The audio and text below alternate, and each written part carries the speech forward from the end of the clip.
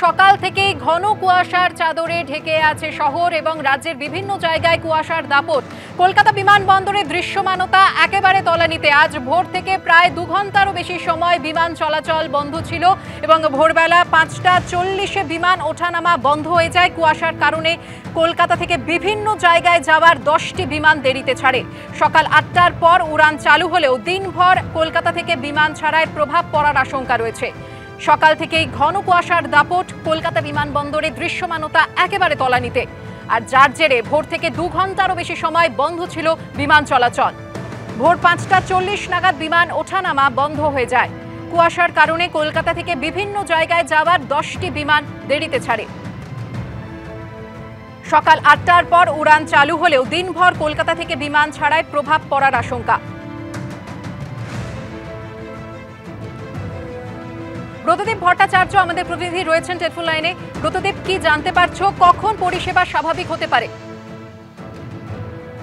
দেখো, আজকে ভোর 5টা 40-এর পর থেকে কিন্তু দৃশ্যমানতা একেবারে 75 মিটারের নিচে নেমে গিয়েছিল, যার ফলে লো ভিজিবিলিটি প্রসিডিওর ইনিশিয়েট করা হয় কলকাতা বিমানবন্দর চত্বরে। এবং তার ফলে কিন্তু ভোর 5টা 40-এর পর থেকে বিমান ওঠানামায় ব্যাঘাত ঘটে। বেলা 8টা পর্যন্ত কোনো বিমান ওঠানামা করতে পারেনি এবং 10টি বিমান যেগুলো কলকাতা থেকে যাওয়ার কথা ছিল সেগুলো নির্ধারিত সময় থেকে অনেকটাই দেরিতে চলছে। এখন বিমান চলাচল শুরু হলে পরেও যেহেতু সকালবেলায় অনেকগুলি বিমান সেগুলো ছাড়তে পারেনি, কলকাতা ছেড়ে যেতে পারেনি, স্বাভাবিকভাবেই যে শিডিউল ছিল সেখানে বদল হয়েছে এবং প্রত্যেকটি বিমানই প্রায় রিশিডিউলড হয়েছে এবং সারাদিনই কিন্তু দিনভর বিমান ডিলেড থাকবে এবং সেই ভোগান্তি কিন্তু যাত্রীদের পোহাতে হবে, এমনটাই কলকাতা বিমানবন্দর সূত্রে জানা যাচ্ছে। ধন্যবাদ প্রদীপ। যোগেশ চন্দ্র চৌধুরী ল কলেজে দেখা গেল যে ছবি, সশস্ত্র পুলিশ দিয়ে বাগদেবীর আরাধনার আয়োজন করা হলো। আর এই ঘটনা নিয়ে রিপোর্ট তলব করেছেন মুখ্যমন্ত্রী মমতা বন্দ্যোপাধ্যায়। আজ পুজোর সময় কলেজ ক্যাম্পাসে যাবেন শিক্ষামন্ত্রী ব্রাত্য বসু। সাধারণত কলেজে কোনো নির্বাচন থাকলে সেই নির্বাচনের সময় দেখা যায় কলেজের গেটের বাইরে এরকমভাবে পুলিশ উপস্থিত থাকতে, কিন্তু বাগদেবীর আরাধনা এবং বাগদেবীর আরাধনা যখন হচ্ছে সেখানে একেবারে সশস্ত্র পুলিশ কলেজের গেট, কলেজের ভেতরে, এমনকি কলেজের পিছন দিকের যে রাস্তা রয়েছে সেই সমস্ত জায়গায় মোতায়েন রয়েছে। আমরা দাঁড়িয়ে রয়েছি যে জায়গা, সেটা হচ্ছে যোগেশচন্দ্র চৌধুরী কলেজ এবং এই যোগেশচন্দ্র চৌধুরী কলেজের দুটি বিভাগ, একটা হচ্ছে ডে এবং অপরটা হচ্ছে ল বিভাগে। তাদের দুজনের মধ্যে সংঘাত এবং সেই সংঘাতে একেবারে বাগদেবীর আরাধনা কিভাবে হবে সেই নিয়ে সেই জল গড়ায় হাইকোর্ট পর্যন্ত।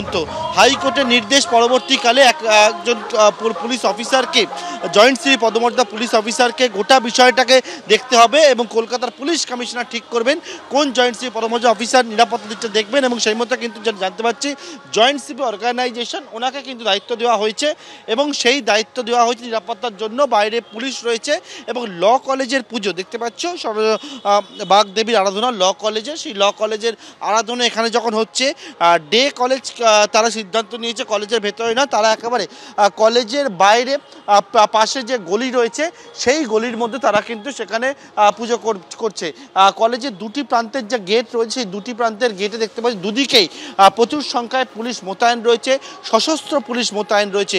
অর্থাৎ কলেজের নির্বাচন সময় যেরকমভাবে দেখতে পাওয়া যায় যে পুলিশ প্রহরা বসছে বা কোনো নির্বাচনের সময় দেখা যায়, কিন্তু এক্ষেত্রে একেবারে বাগদেবীর আরাধনা, সেই আরাধনাতেও পুলিশি প্রহরার মধ্যে এই সরস্বতী পুজো সেটা কিন্তু দেখা যাচ্ছে যোগেশচন্দ্র চৌধুরী কলেজে। এবং সেক্ষেত্রে কিন্তু এখনও ইতিমধ্যে দুটি যে প্রান্ত, দু জায়গায় কলেজের, সেই দুটি প্রান্তে প্রচুর সংখ্যায় পুলিশ মোতায়েন রয়েছে। আজকে শিক্ষামন্ত্রী ব্রাত্য বসু তিনিও আসবেন পুজোর সময় এবং তিনি যে বিষয়টা জানিয়েছেন যে গোটা বিষয়টা রিপোর্ট তৈরি করে তিনি কিন্তু ইতিমধ্যে মুখ্যমন্ত্রীকেও জানিয়েছেন।